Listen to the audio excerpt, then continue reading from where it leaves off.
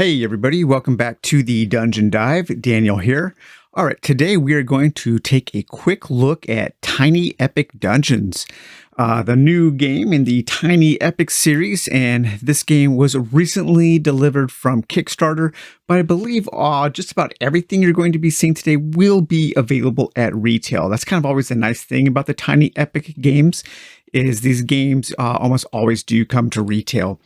So I've been somewhat of a fan of the Tiny Epic series. I really like Tiny Epic Galaxies a lot. That was a game that me and some buddies played at work often.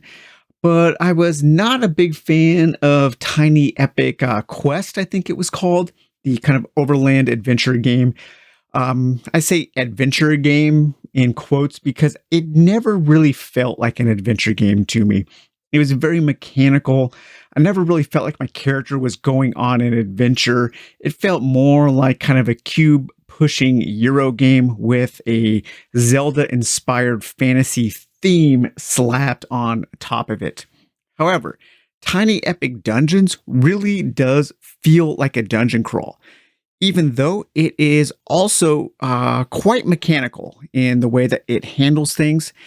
And you can spend a lot of time in some analysis paralysis because of all of the decisions that you will be having to make while playing the game. If you are the kind of person who often feels that dungeon crawls and adventure style games don't really have a lot of decision points or a lot of things for you to kind of like rack your brain over, a lot of ways to kind of puzzle out a dungeon crawl, to puzzle out an adventure theme, then Tiny Epic Dungeons might be the game for you. And I'll just come straight out of the gate and say I really like this game a lot, even though it is incredibly difficult. I've played 2 games and completely lost both games. And in this particular game here, which I just lost, I didn't even make it to Act 2. So let's take a little look at the back of the box and then talk a little bit about the game in general. I'm going to talk about one thing that I don't like about the game and then a few things that I do like. So what you're seeing here is this is the entire gameplay pledge from Kickstarter, which includes the base game. It includes the small stories expansion and the even smaller potions and perils expansion. Along with, I did also get the boss Meeples, just because I absolutely love the Meeples in this game. They are incredible. As a matter of fact, I think that they are just light years ahead of the boring plastic miniatures that they provided in this game. I mean, just compare, this hunk of gray plastic to this amazing wooden piece with art on it.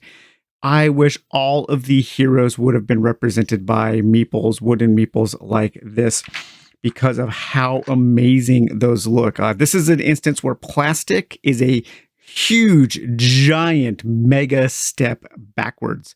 Gamelon, creators of this game, please make a add-on expansion where we can replace our plastic heroes with cool wooden Meeples with great art instead of this boring gray plastic. But anyhow, let's read a little bit about the game here. So this is Tiny Epic Dungeons. Tiny Epic Dungeons is a cooperative game split into 2 acts.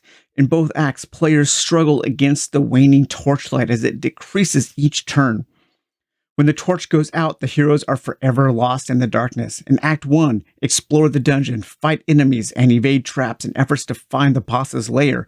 In Act 2, engage in an epic battle against the boss. Can you brave the dungeons and overcome the boss's fury?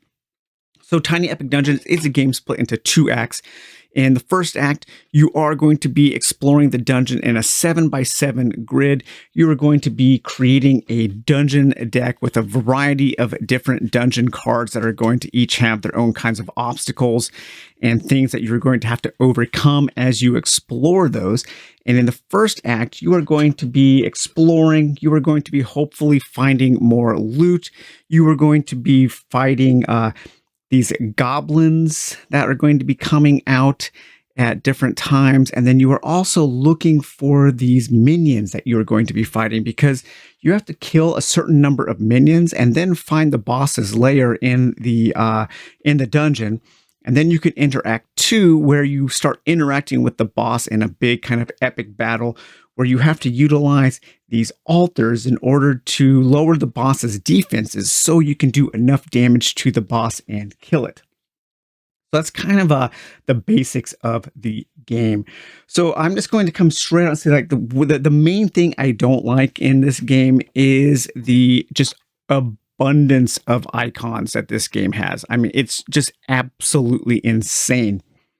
And it's kind of like Legends Untold. If you guys remember my look at that game, I said that they were buying icons, like, or they got a discount on icons or something like that, because there are a lot of icons in that game. And there are also a ton of icons in Tiny Epic Dungeons. And that's because it is a small game. It is a small box game, and it is a game that is trying to do a lot. So it's trying to cram a whole bunch of information on each card. And really the only way to do that, I guess, would be a series of icons. I think I would have preferred maybe a step back in terms of depth for fewer icons. But once you start playing the game, things start to make a little more sense. And especially if you go to I think it's on the Facebook group for the game, is this appendix here. And that details all of the cards and all of the things that you are going to need to learn how to use every single item, every card, every enemy, and all of the different rooms. It gives you all of the information that you need to play the rules right. This really should have been included in the game. And I think it's a pretty big misstep that it is not, because unfortunately, like, some of the icons just don't make any sense. For instance, one of the goblins that you can fight here is called Pokey Goblin. And when Pokey Goblin with a spear, actually, that's not the one. I wanted to use Mixie Goblin instead. Okay, so Mixie Goblin came with the Potions and Perils expansion. And when he activates, it does all of this. Okay, so let's read from the appendix. Let's read what Pokey Goblin actually does. So let's see here. Let me find the Goblin page of the appendix. And Mixie Goblin. Okay, so Mixie Goblin. So when it is his turn, here's what this line of information means. Mixie moves 2 rooms towards the closest hero, and all heroes within 2 rooms of Mixie lose 1 health times the number of goblins in the dungeon plus 1. Okay, so all of that is encoded in this series of icons.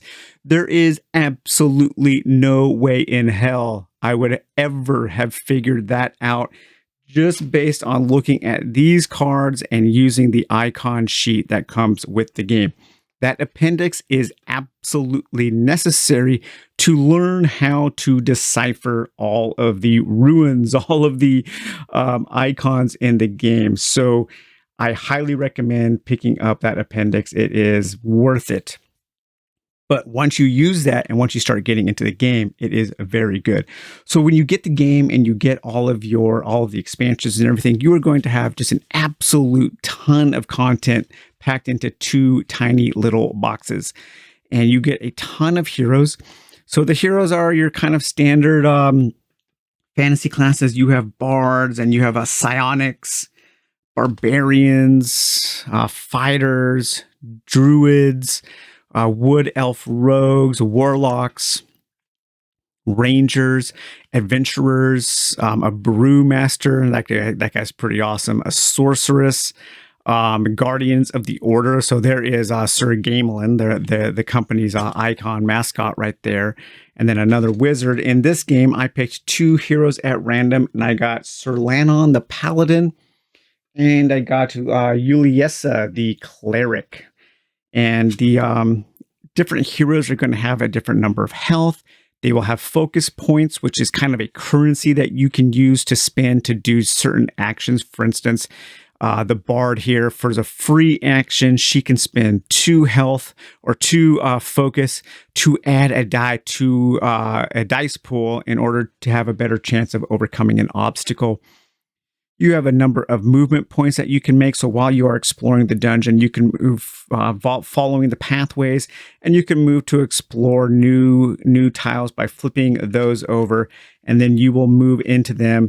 And then depending on your grid, because the dungeon is going to be a 7x7 grid, then you might be able to take your dungeon deck here and put new cards in order to explore, because you do want to eventually find your minions and find that dungeon, that boss layer.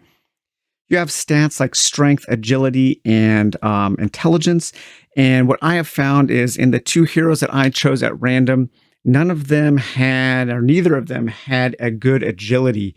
So I think it is actually important to put together a party of a balanced party. I picked heroes at random, but you don't have to.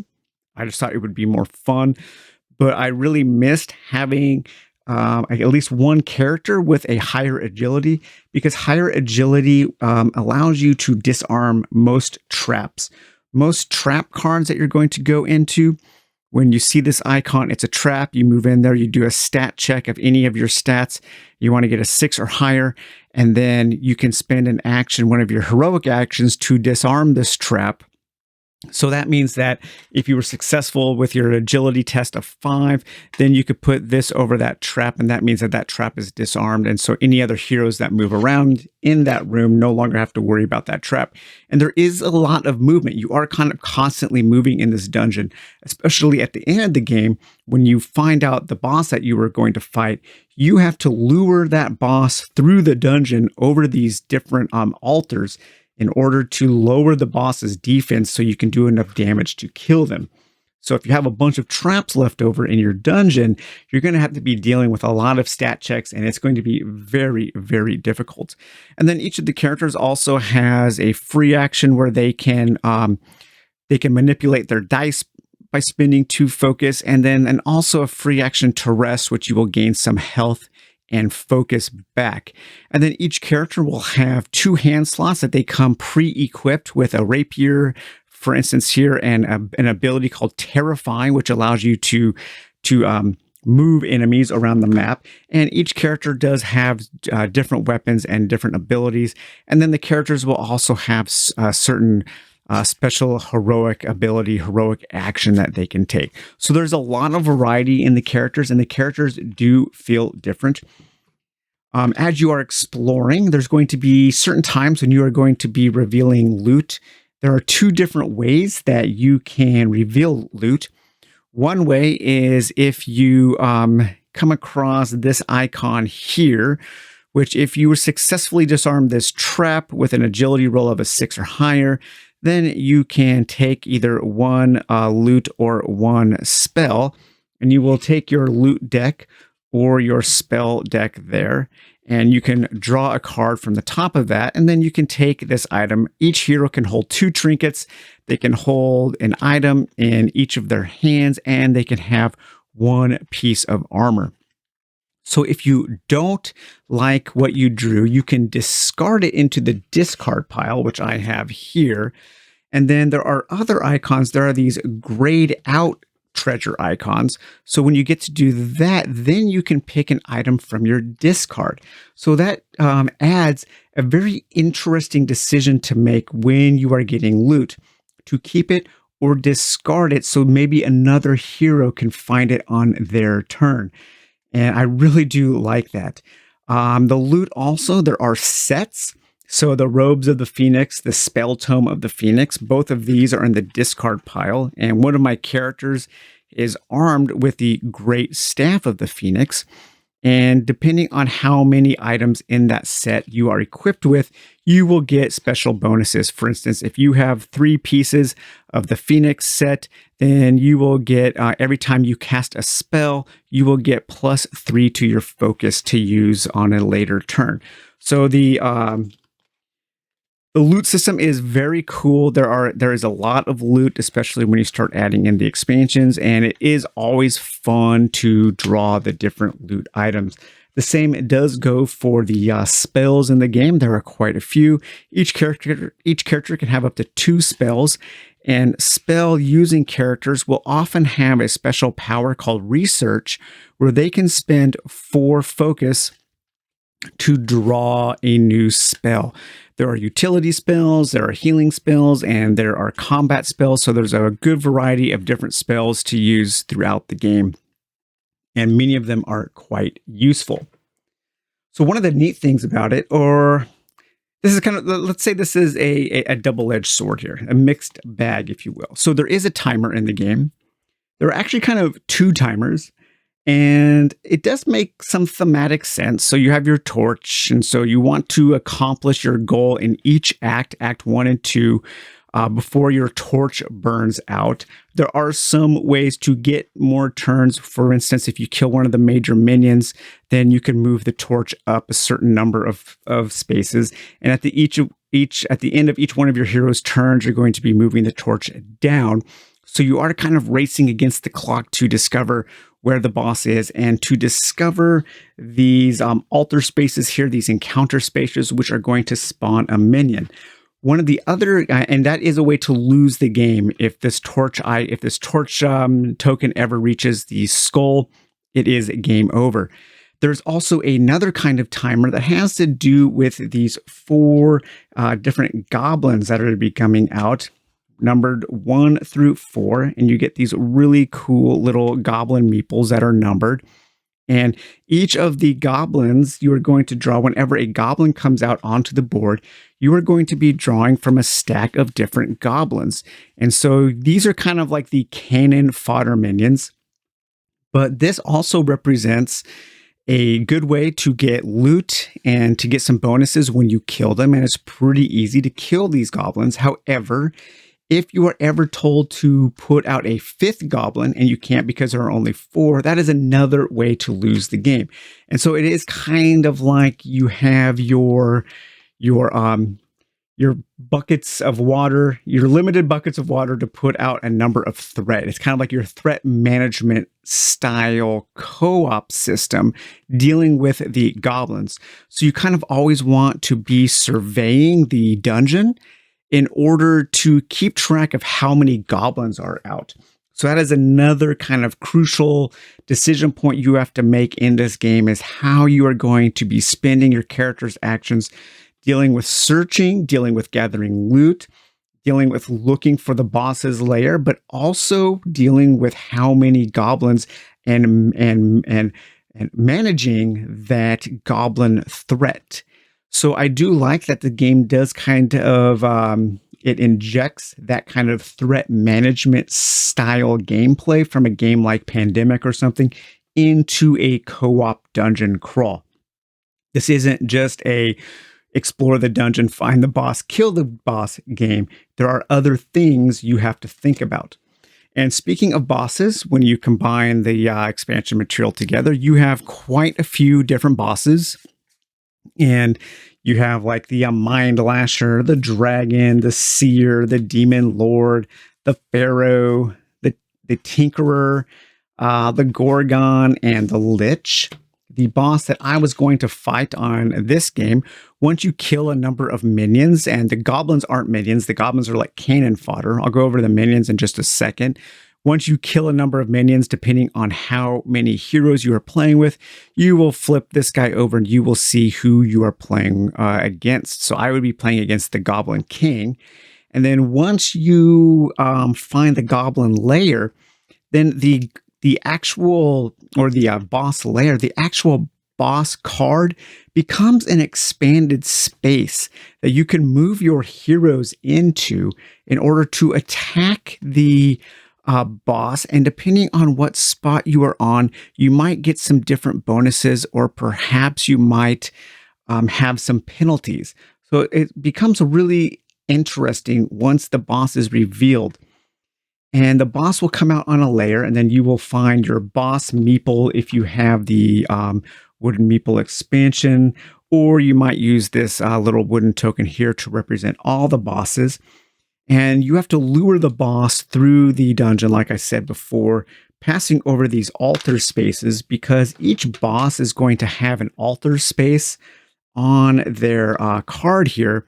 And you cannot damage the boss past that spot until you use the altar on the board to stop that defensive barrier there. So pretty interesting. The boss, when the boss starts coming out, it becomes a game of cat and mouse where you're having to mitigate.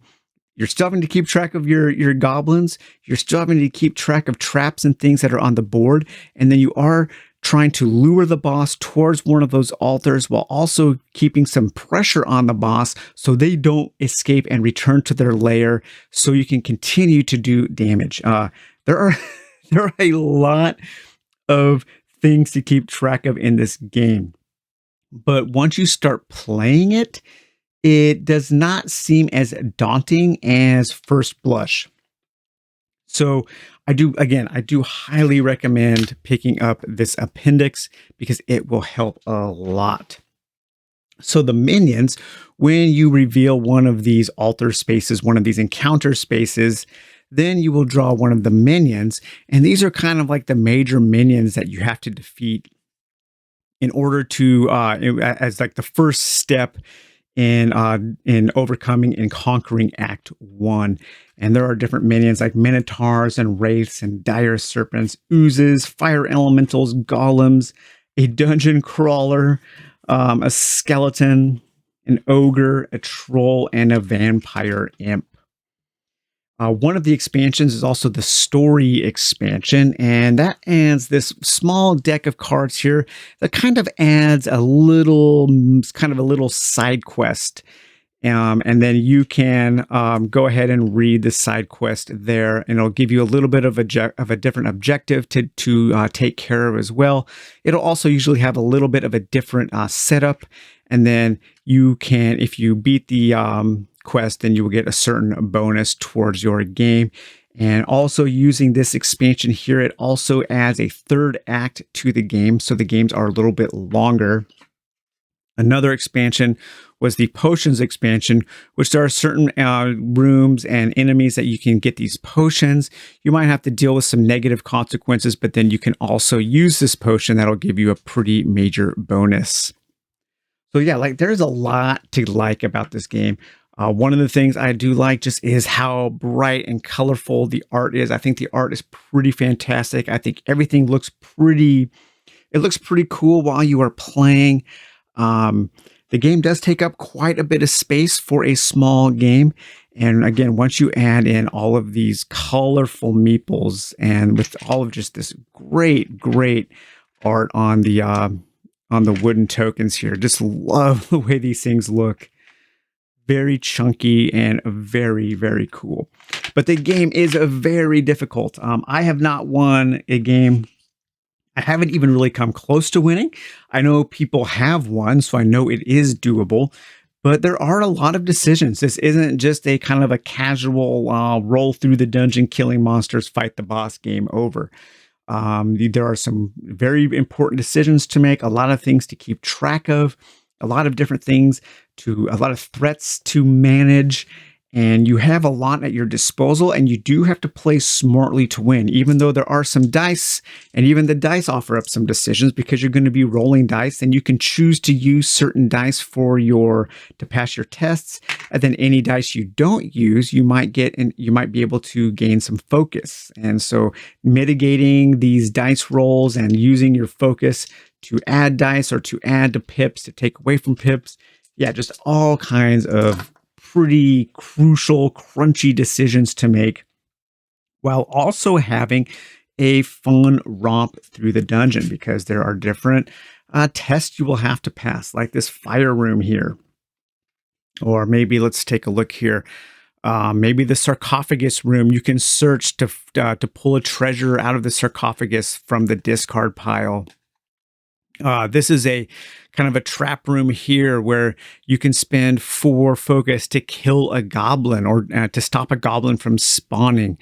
There's a fire elemental. There is a pool where you can spend focus to reveal a dungeon tile.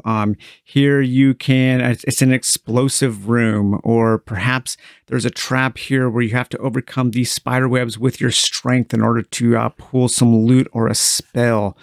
Lots of different things to do, lots of different ways to enjoy the game, lots of variety. I love that the game is it's just one game and you're done. They didn't try to cram in a campaign.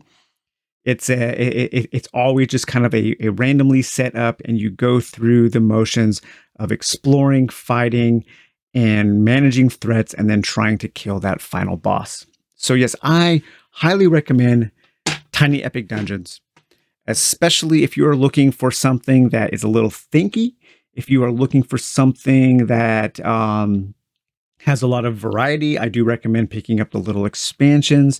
And if you're looking for something with some good decision points, if you want something that's a little crunchier, and it is kind of funny that a little crunchier game does come in this tiny little box. So yeah, Tiny Epic Dungeons comes highly recommended.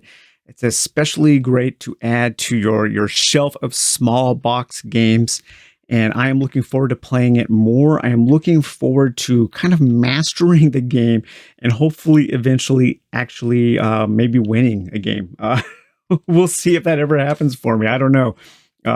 As of right now, my first two games, I don't know if winning is possible for me, but I do know that winning is possible for other people. So that does give me some hope. So, all right, guys, well, I hope you enjoyed taking a look at Tiny Epic Dungeons, and we will talk to you later. Bye-bye.